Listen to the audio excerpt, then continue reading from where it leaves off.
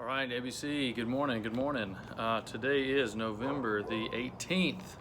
I am outside on my back patio. My neighbor's dog doesn't like me. You can probably hear him barking. And it is a balmy 52 degrees outside. Man, it feels good. Crisp weather, it's awesome. This might be my favorite time of the year, going into fall, kind of wintry weather. Or as my friends, my former unit up in New York, some of them were up on the Canadian border, lived up there, as they would call this summer. So I hope you get to enjoy the weather today. It's been phenomenal lately. It's just been beautiful. I wanted to read you some more from John chapter 11 and get to this morning for your midweek encouragement, the power of a question. Okay, the power of a question. This is one of my favorite questions that Jesus asks in all of Scripture. He asks tons of questions in tons of different scenarios, and this one is, to me, maybe the most powerful. But it's continuing the story of Lazarus, but we still haven't got to the point where Jesus actually raises Lazarus from the dead.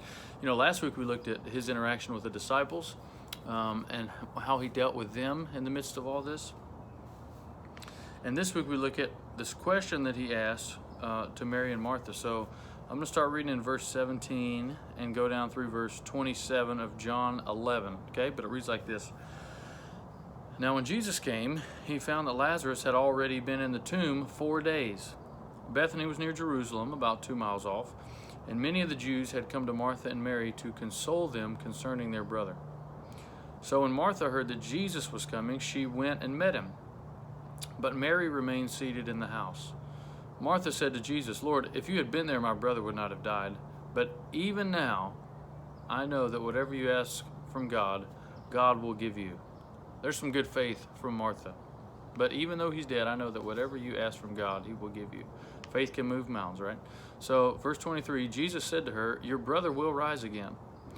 And Martha, still not tracking with Jesus 100%, said to him, "I know that he'll rise again in the resurrection on the last day." And Jesus said to her, "I am the resurrection and the life. Whoever believes in me, though he dies, yet shall he live.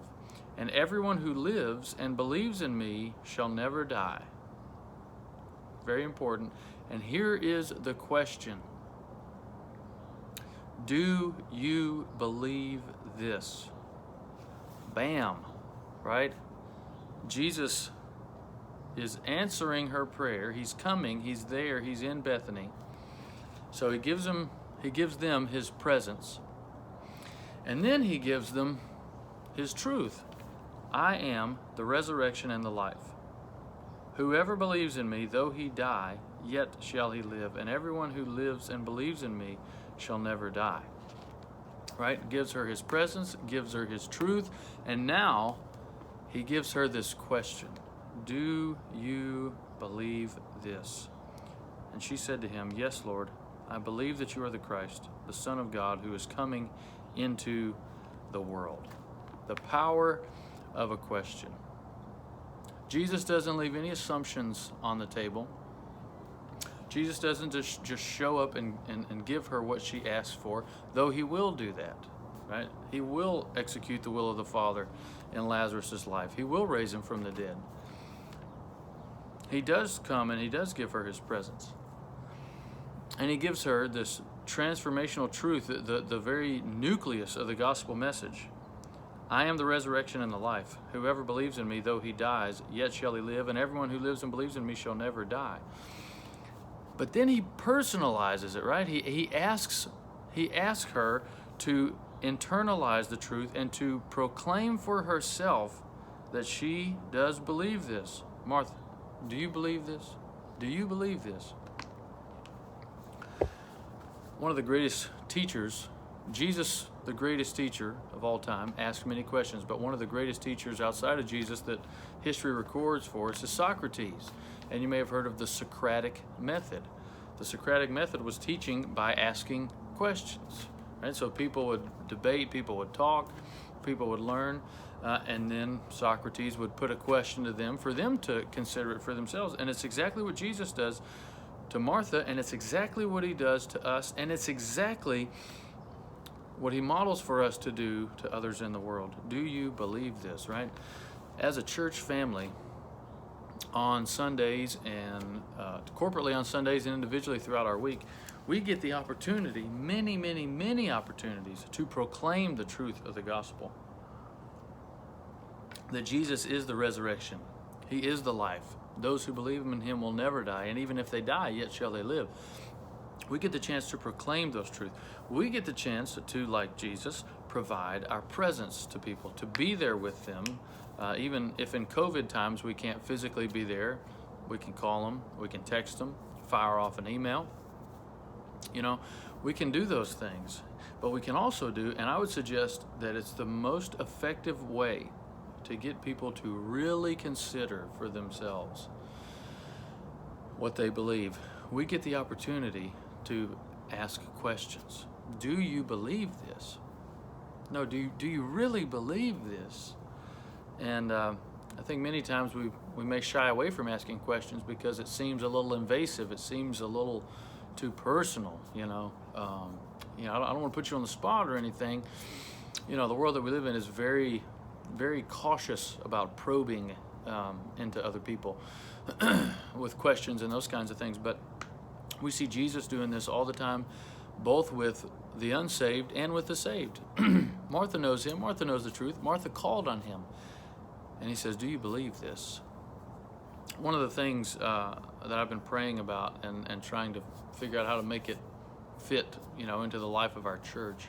And I've mentioned this to you before. This is not news to those of you who have been, even semi-engaged over the last year or so. Is I would love to have, not classes, but small groups, whatever you want to call them, but something where we come together and we look at the questions that Jesus asked, and we just say, hey, how do you talk to people about the gospel? How do I share my faith? How do I get people in a non-intrusive, minimally intrusive, unoffensive way to consider the truths of the gospel for themselves? And to me, the starting point for that is, what are some of the questions that Jesus asked people? And here's one: do you believe this? Right? Gives her his presence, gives her his truth, but then gives her the question, do you believe this? So I just want to encourage you this week, as you go about your week, to firstly consider the questions that Jesus asked to people. Hey, do you believe this? I know that on the surface the answer is yes for you, Martha, but let's go just a little deeper. Do you really believe this? And just get people to think. I remember one of the times that I was challenged the most, and it was really kind of a turning point for me, was being challenged with a question. Me saying something to someone and them not just leaving it at my words, They continued to probe, they continued to push, and we unpeeled the layers back, and it stunk. And I needed to get with the Lord and get busy squaring away some things in my life that I was lying to myself about that I had squared away. So it's a great part of not only evangelism, but it's a great part of loving one another and discipleship, to just, do you really believe this? What does this look like in your life? Ask those kind of personal questions. So I just want to encourage you with that. As you read John 11, maybe meditate on that a little bit, that Jesus doesn't just show up and do a miracle. He doesn't just show up and give people what they want and what they need. He also journeys with them and shepherds them along the way to encourage them to personalize and internalize this faith. Do you really believe this, Martha?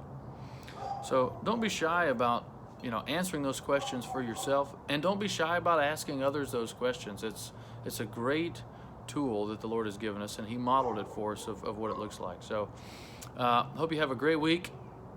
Hope you get to get outside and enjoy this weather. Man, so beautiful. And just praying for you. God bless you, and hope this is an encouragement to you, and be effective in your conversations with others. Don't be shy to share and challenge. So, all right, church, love you. God bless you. I'll see you Sunday morning. Bye.